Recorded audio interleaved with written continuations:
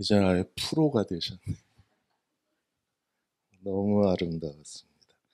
오카리나 뜻이 뭔지 아세요? 두 가지 설이 있어요. 하나는 작은 거위라는 이탈리아어로 작은 거위라는 설이 있고, 또 하나는 흙으로 만든 피리, 흙피리 뜻이 있습니다. 매달 오세요. 너무 좋습니다. 그러게 대답을 안 하셨어요.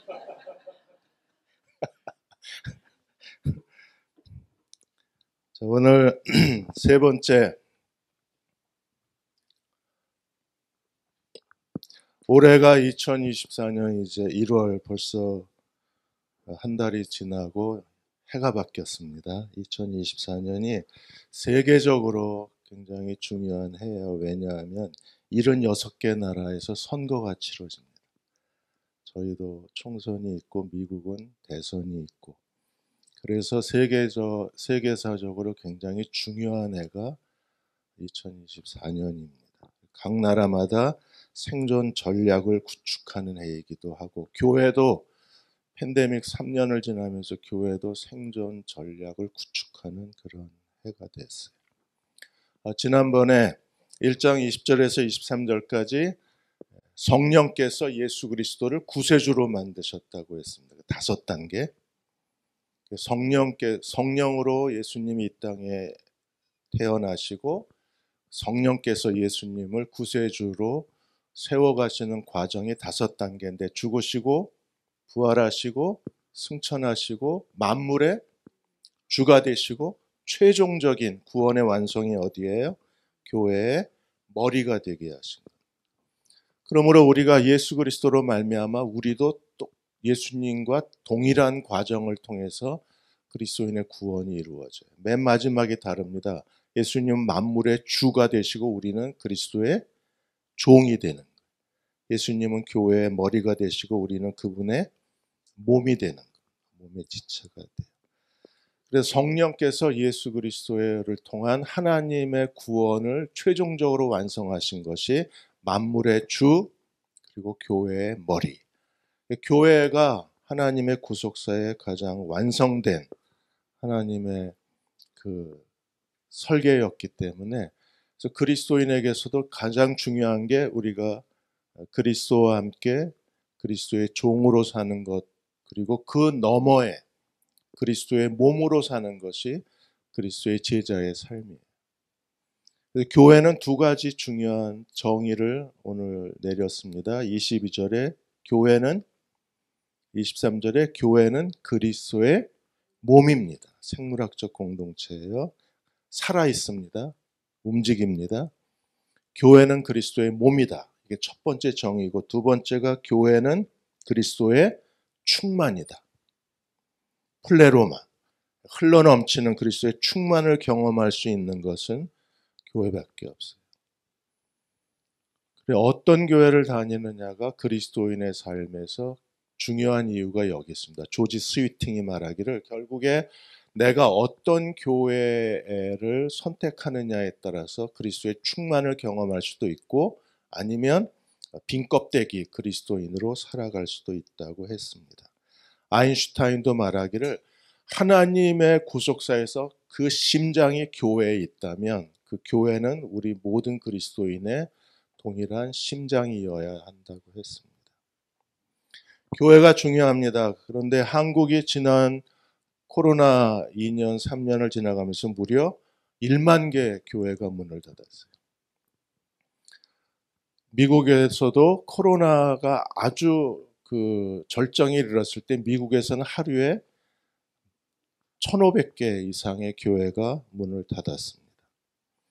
그래서 한국에 한국교회 살리기 운동 본부가 세워지고, 다시 그 말씀과 기도로 교회를 살리는 운동의 첫 해가 2024년이에요. 한국교회에 지금 일어나고 있는 아주 뜨거운 부흥운동이 말씀으로 돌아가자, 그리고 기도로 돌아가자. 그래서 무너진 교회를 다시 세우고자 하는 노력들이 이제 시작이 됐습니다. 그러면 다시 회복되어져야 할 성경적 교회는 어떤 교회인가? 그 성경적 교회의 모습을 칼 베이터스는 작고 강한 교회들이 필요하다 그랬어요. 이제 대형 교회가 이제 코로나 3년을 지나가면서 회복이 안 되고 있습니다. 거의 80%, 60%에서 80% 선에서 멈췄어요. 교회 출석도 그 선에서 멈추고 교회 재정도 그 선에서 멈췄어요. 그러면 교회 출석을 중단한 사람들이 다 어디로 갔나? 그리고 그들을 다시 회복하려면 우리에게 필요한 게 무엇인가? 그 교회의 이미지를 작고 강한 교회라고 이렇게 묘사를 했습니다. 칼 베이터스는 미국에서 작고 강한 교회 운동가로서 알려진 분이신데, 이분 이 책에 보시면 북미에 한 32만 개의 교회가 있는데 그 중에 100명 미만이 80%입니다. 한국도 거의 50명 미만의 교회가 80%가 넘습니다. 남서울 홍정길 목사님이 65세 조기 은퇴하시면서 이분이 그 기독교 신문에 몇 차례 인터뷰 기사를 실었습니다. 자기는 가짜다라고 그러셨어요. 서슴없이. 자기만 가짜가 아니라 대형교회 목사는 다 가짜다 그래서 충격을 주셨습니다. 가짜라고 하는 그 이유가 1년 내내 교인들하고 1대1로 만나서 대화도 못하는데 무슨 목사냐. 홍정길 목사님 교회 등록된 가정만 2540세대인데 자기가 목회하는 동안에 한 번도 얼굴을 마주하고 밥 먹고 대화하고 이야기 나누지 못한 교인들이 너무 많다는 거예요. 내가 목사냐? 그분들은 목사도 못 만났는데 그분들은 교인이냐?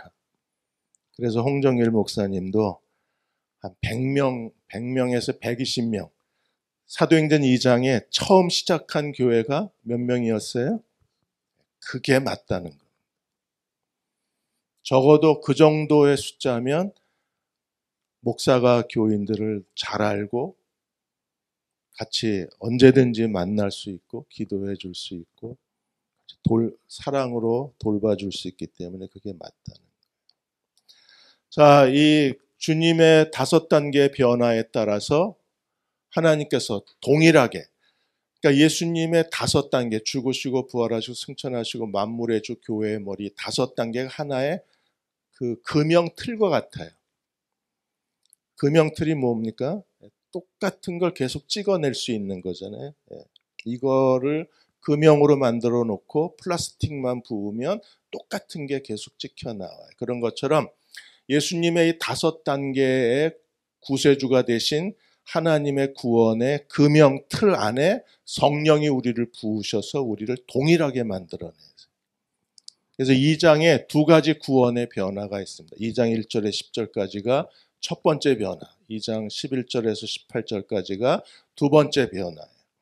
그래서 먼저 2장 1절에서 10절까지 첫 번째 변화에 대해서 설명을 하는데, 예수님이 죽으시고 부활하시고 승천하셨다고 그러셨어요. 2장 1절에서 10절까지 보시면 2장 1절에 허물과 죄로 죽었던 너희를 살리셨도다. 그리스도가 죽음으로 시작해서 부활로 나아갔습니다. 그리고 승천으로 갔어요. 그런 것처럼 우리의 구원도 죽음으로 시작해서 부활로 나아갑니다. 살리셨다. 그리고 2장 4절에 보시면 6절에 보시면 함께 일으키사 그리스도 안에서 함께 하늘에 앉히셨다. 예수님이 죽으시고 부활하시고 승천하신 것처럼 우리도 죽고 부활하고 그 다음에 6절에 보시면 하늘에 앉히셨다. 그러니까 죽음 부활 승천으로 우리의 첫 번째 구원의 변화를 만들어내시는 거예요. 그러니까 그리스도와 똑같은 단계, 똑같은 방식, 똑같은 설계로 하나님이 오늘 우리의 구원을 성취해내시는 거예요. 그래서 2장 1절에서 10절까지를 우리가 잘 알아야 되는 이유가 하나님이 나를 어떤 사람으로 구원하셨는가. 고린도후서 5장 17절에 뭐라고 그러셨어요?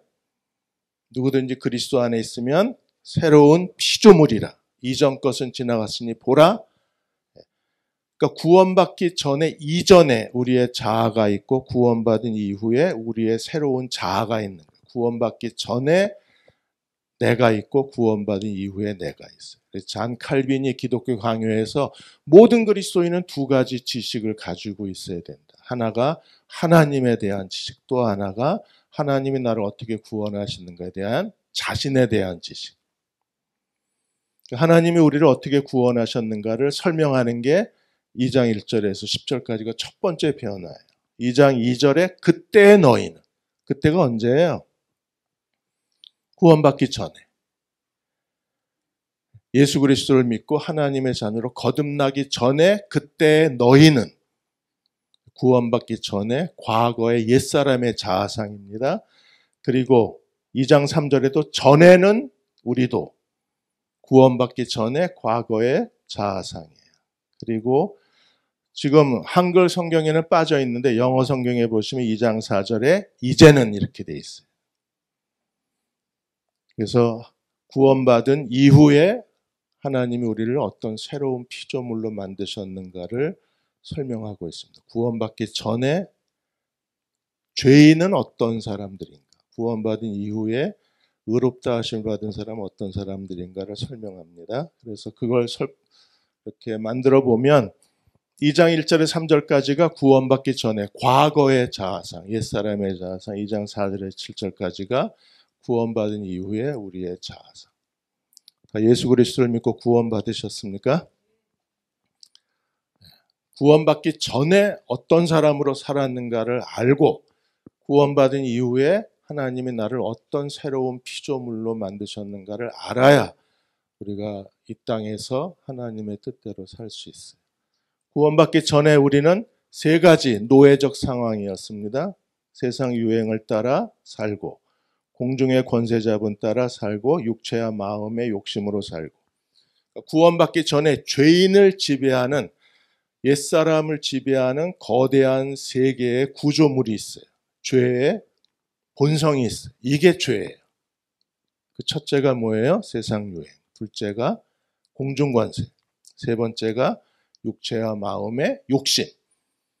그래서 세상 유행, 공중권세, 그리고 탐욕. 이 세 가지가 하나님을 모르는 죄 가운데 사는 사람들의 그 죄성. 이게 죄인의 본질입니다. 근데 그런 우리를 구원하셔서 2장 4절에 7절까지 우리 어떤 사람으로 만드셨어요?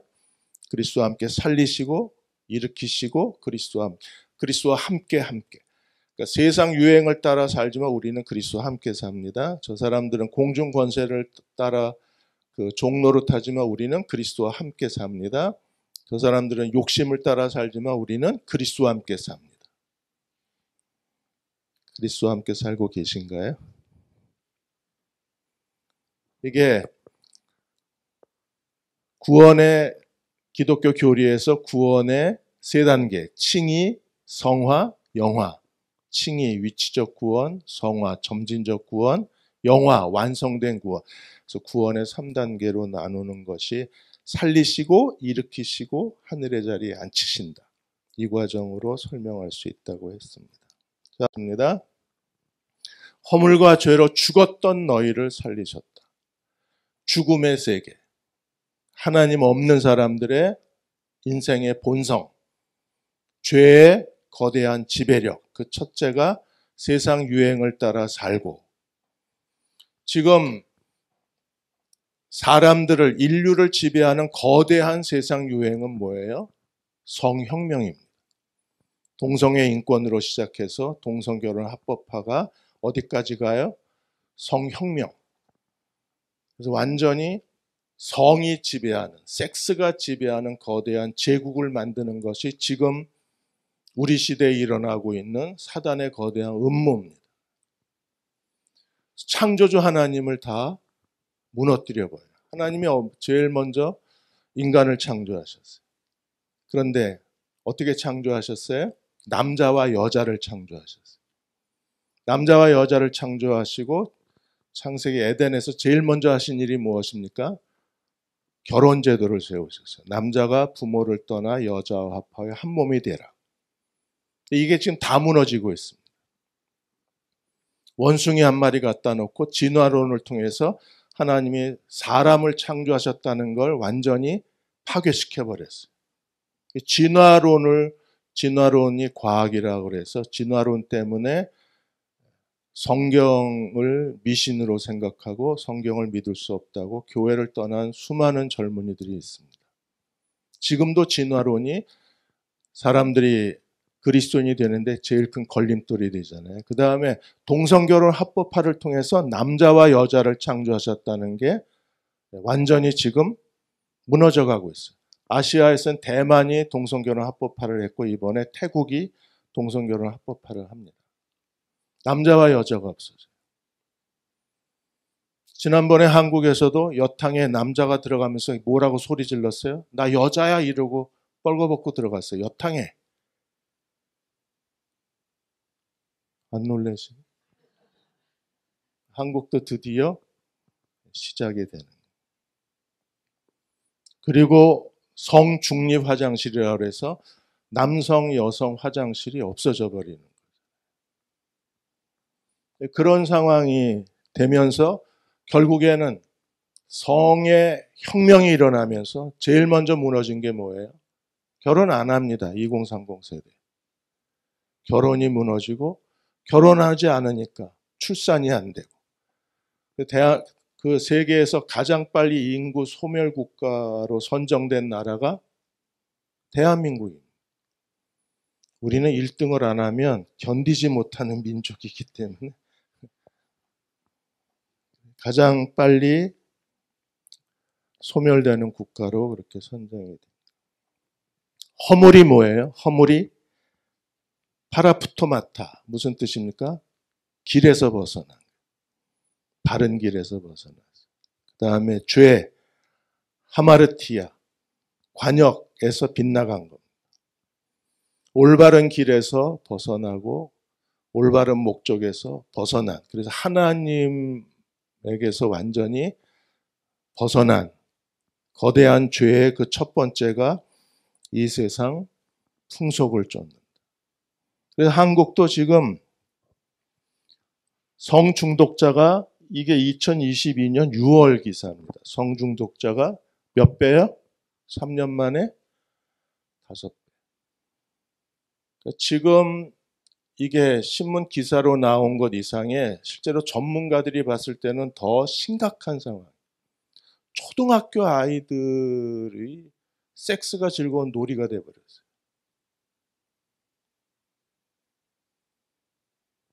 그리고 그게 학생 인권이라는 이유 때문에 선생님들이 학생 지도를 못해요.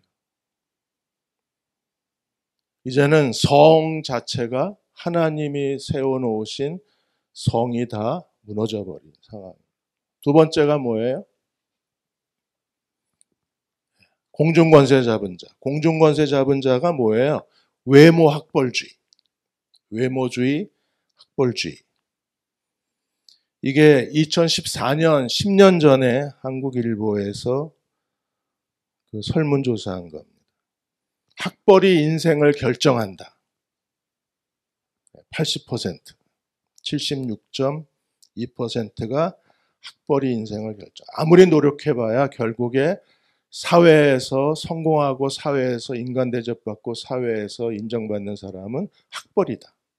학벌 사회가 세상을 지배하는, 외모가 세상을 지배하는. 결국 간판이 인생을 결정한다고 생각하는 사람이 86%, 대학을 나와야 사람 대접받는다가 83%, 학력이 좋아야 결혼도 잘한다가 80%. 그러니까 결국 학벌은 좋은 일자리, 높은 임금, 행복한 결혼 생활의 중요한 수단이라는 것. 누가 이걸 만들었을까요? 그 뒤에 거대한 사탄의 지배력이 있는.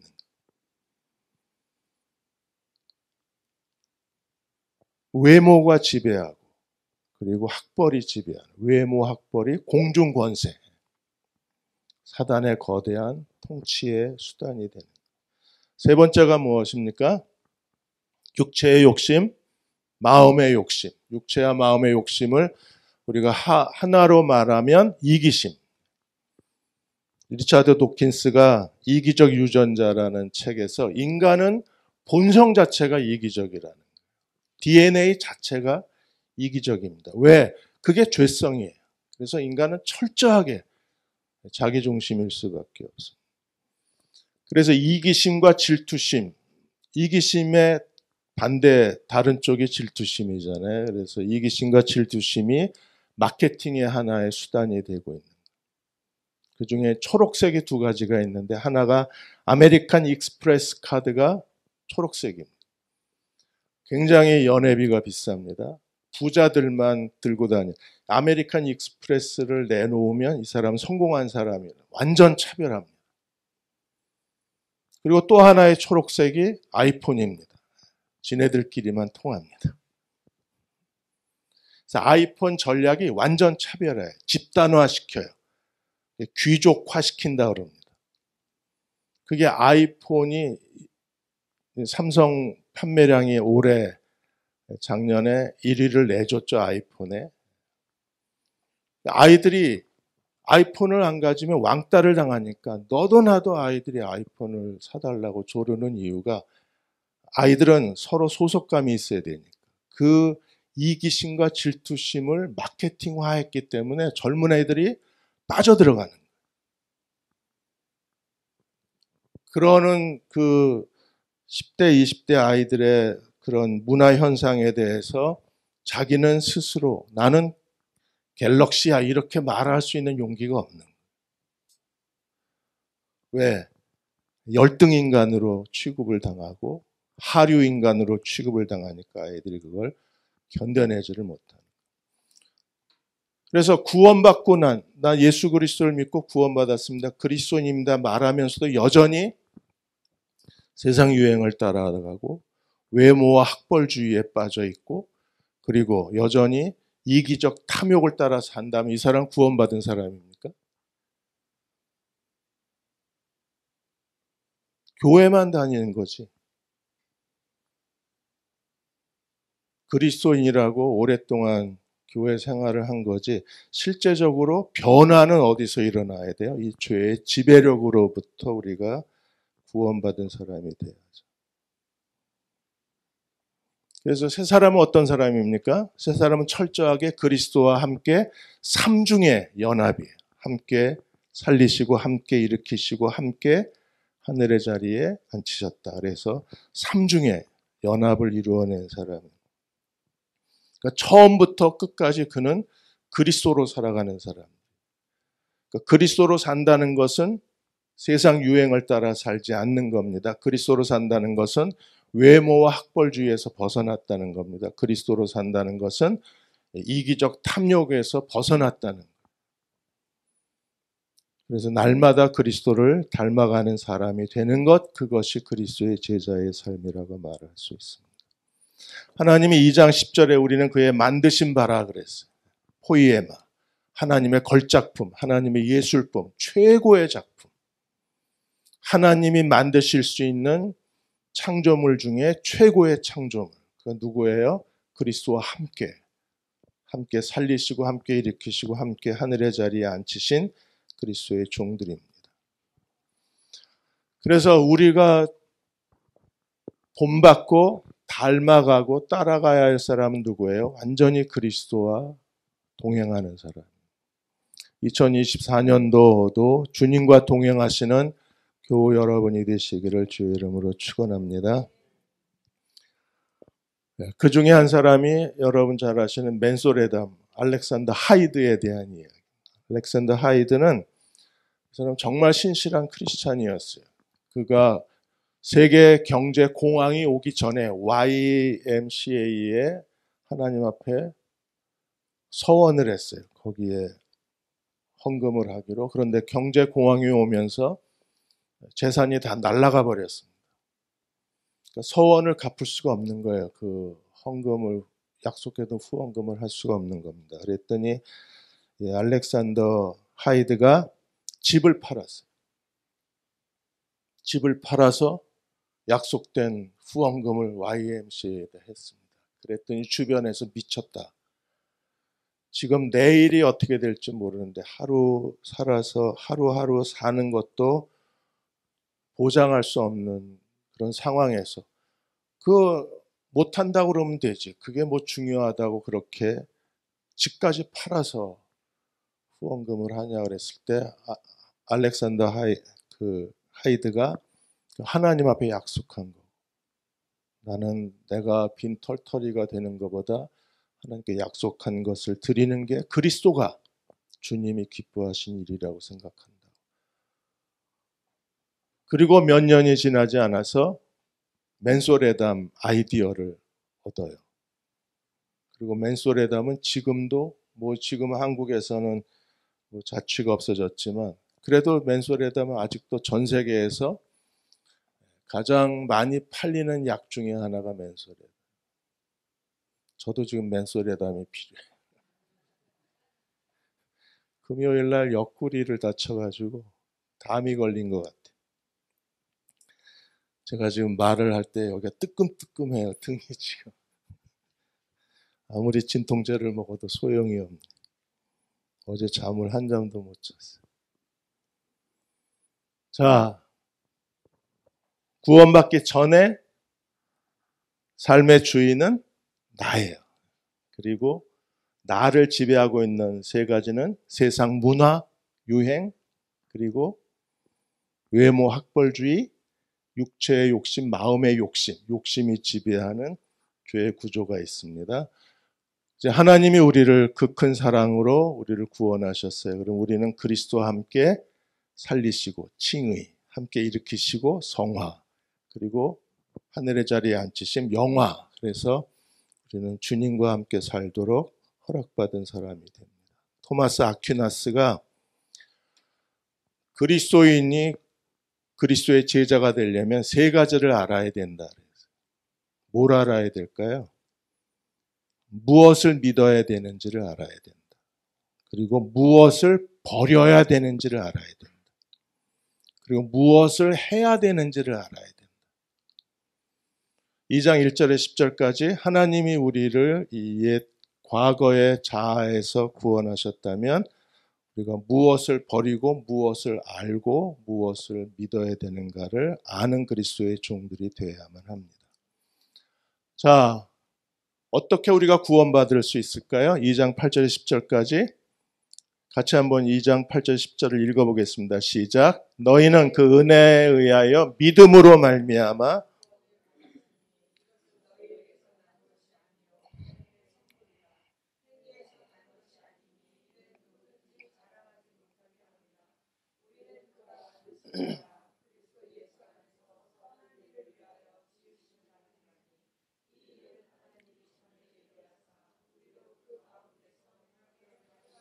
우리가 무엇 때문에 구원을 받았어요?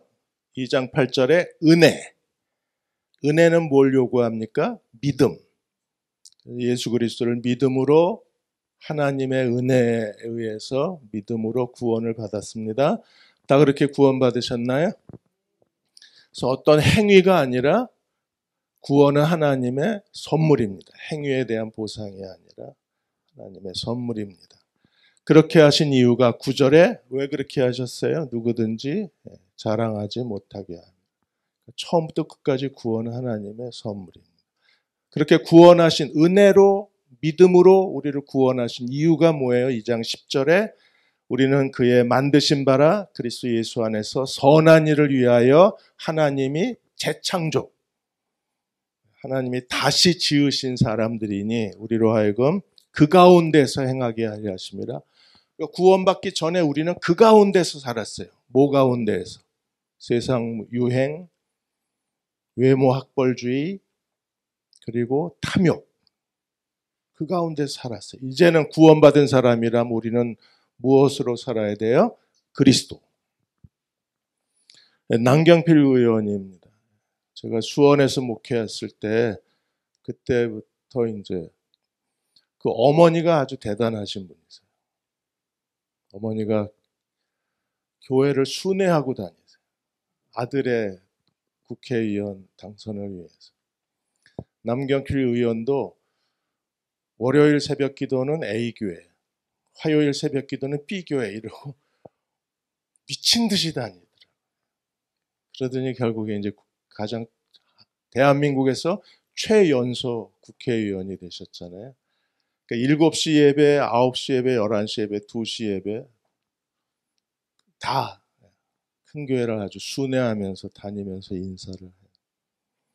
근데 그분이 그리스도인이었지만 그리스도인이 아니었어요. 구원의 기쁨도 없고 감격도 없고 그리스도를 만나지 못하고 어머니는 아주 신실한 크리스찬이셨는데 근데 언제 남경필 의원이 지금 의원이 아니지만 회심했느냐 하면 마약 때문에 철장에 갇힌 아들의 얼굴을 보고 회심합니다. 새롭게 하소서에 나와서 간증했죠, 지난번에. 그래서 나를 회심시킨 건 마약 중독에 빠진 내 아들이다. 철저하게 회심하고 정치를 떠납니다. 그리고 아들이 마약 중독에 빠졌을 때 하나님의 콜링을 받아요. 이제 내 남은 인생을 마약 중독자 회복과 마약 중독자 치유와 마약 중독자를 위해서 내 남은 생애를 바치겠다. 인생의 큰 전환점이 돼요. 그러니까 지금까지 살아왔던 그 가운데서 행했던 온갖 정치하면서의 거짓과 위선 속에서 살았던 분이 그리스도를 만난 다음에 완전히 바뀌었어요. 그리스도 앞에 완전히 무릎을 꿇었습니다. 그 아들이 자기가 더 이상 마약 중독에서 빠져나올 수 없으니까 자기를 고발해 달라고 그랬잖아요. 그래서 그 부모하고 할머니가 경찰에 신고해서 결국에는 감옥에 갇혔는데 그게 이제 아들도 회심의 기회가 됐고 남경필 의원 부부도 회심의 기회가 된 거예요. 자, 구원의 첫 번째 변에서 그 가운데가 어디예요? 그리스도가 죽으시고 부활하시고 승천하시고 만물의 주가 되시고 교회의 머리가 되셨어요. 우리가 그 가운데에서라고 했을 때 우리는 그리스도의 종으로 살고 그리스도의 몸으로 사는 주님의 제자가 되어야 됩니다. 그래서 오늘 우리 이 시대에 우리가 해야 될 가장 중요한 일 중에 하나가 교회를 교회되게 하는, 그게 우리 시대의 가장 중요한 소명이라고 말할 수 있어요. 레리 크랩이 지금 이 책이 절판이 돼서 안 나오는데 사람들이 왜 교회를 다니는가에 대해서 짧은 글을 하나 쓰신 거예요. 그리스도인답게 살기 위해서 교회 나간다. 그 다음에 자녀들이 주님의 제자가 됐음 바라는 마음으로 교회를 나간다. 그 다음에 친구나 배우자감을 만나기 위해서 교회를 다닌다. 그리고 뭔가 일상이 따분하고 답답해서 교회를 나간다. 이런 여러 부류의 교회를 나가는 동기를 가진 사람들이 있다고 했어요. 그러나 만일에 그런 이유로 교회를 나간다면 자기는 교회를 나가고 싶지 않다 그랬어요. 사람 만나려고 심심해서 교회를 나가야 그리스도인이라고 인정받을 수 있으니까. 교회를 안 나가면 뭔가 죄 짓는 것 같아서 찝찝해서 그래서 교회를 나간다면 나는 안 나가겠다. 왜? 교회 홍수 시대에 내가 보기에는 예수님이 갈 만한 교회가 없으신 것 같다 그러셨어요.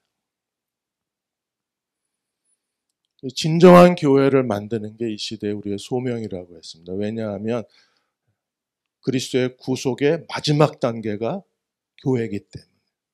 그래서 그리스도인들이 이 땅에서 해야 될 아주 중요한 사명이 교회다운 교회를 만드는 게 우리가 해야 될 일이다. 그래서 진정한 교회 네 가지가 하나님 말씀을 가르치는 교회, 영성 개발을 시켜주는 교회, 그리고 공동체 중심의 교회, 그리고 하나님 나라, 가난하고 굶주린 사람들에 대한, 가난한 사람들에 대한 하나님 나라를 섬기는 교회라고 했습니다. 저희가 이렇게 저희 부부가 한 달에 한 번 오는 이유가 아름다운 반석교회가 교회다운 교회가 되기를 바라는 소명 때문에. 금요일부터 이 옆구리가 아프고 어제는 울면서 왔어요. 3시간 반을 여기 와야 되는데 정말 울면서 왔어요. 너무 아픈 거예요. 어제 밤에도 너무 아픈 거예요. 그래도 지금도 설교하는 동안에 계속 뜨끔뜨끔하거든요. 그런 이유는 저는 윤 목사님과 아름다운 반석교회 교우들이 비록 우리가 숫자는 적지만 예수님도 12명으로 시작하셨습니다. 하나님께서 정말 기뻐하시는 교회다운 교회를 세우기를 소망해서 오늘 오카리나 중창단이 이렇게 와서 아름다운 찬양을 연주해 주는 이유도 뭐겠어요? 여러분을 격려해 주는 거라고 생각을 해요. 왜 격려합니까?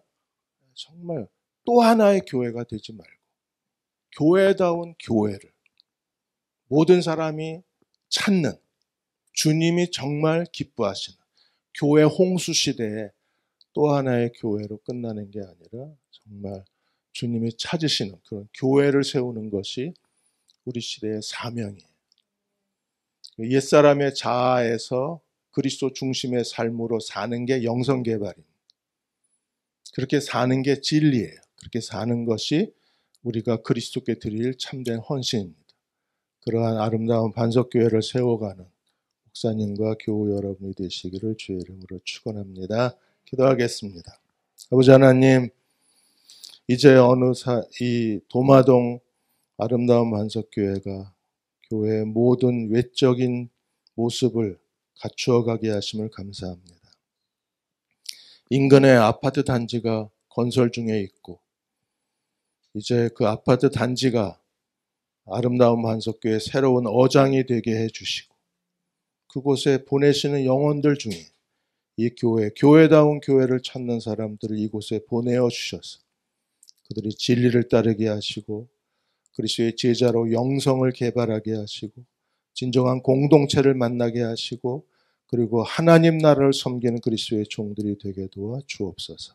예수님의 이름으로 축복하고 기도드립니다. 아멘.